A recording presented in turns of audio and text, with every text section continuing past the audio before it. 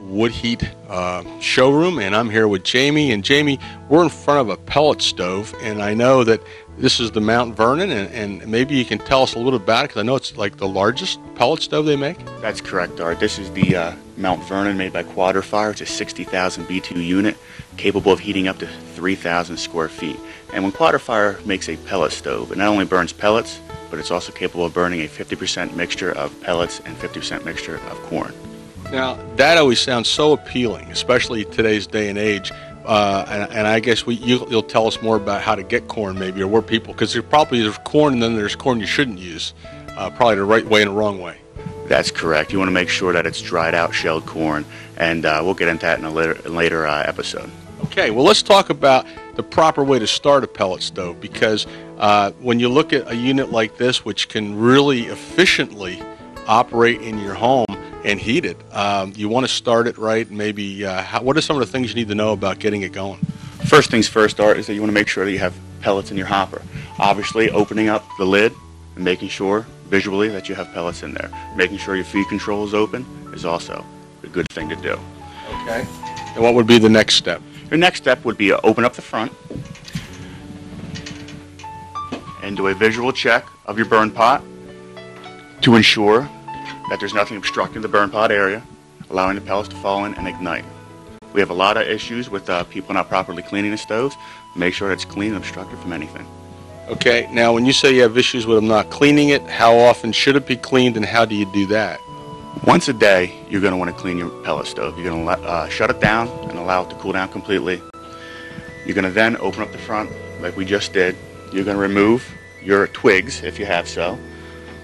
You're going to get your scraper, and you're going to scrape the inside of the burn pot, and then you're going to reach down here and pull your ash dump handle, dumping it into the ash pan. Once again, visually checking to make sure that there's nothing obstructing. Everything looks good. You're going to shut your front door again, ensuring that it's a tight seal, and then you're going to shut your decorative front door once more. Now, I did hear you say once a day, and so if a person is not shutting it off, they should shut it off once a day and do that, or what if it's a day or two? Every day is a good cleaning process. Of course, you're going to have the days where you're not going to be able to make it. But you just want to shut it down, shut the thermostat down, go to your wall thermostat or your remote control thermostat, shut it down, allow the pellet stove to run through its process, and then shut down completely and cool down. Now, that's another big aspect. I mean, these run off of a wall thermostat, don't they? Yes, they do. Unlike some other brands that you need to run the pellet stove constantly and there's a constant fire in there, these are thermostatically controlled. This was the first brand to introduce that into its line. So it shuts itself on and off dependent on the temperature that you're setting the thermostat on.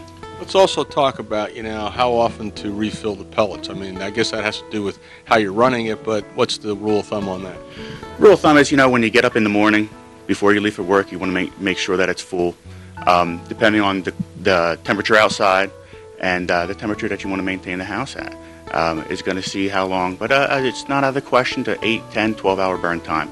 So it's not out of the question to fill it up, go to work, come home, and just top it off one more time before bed.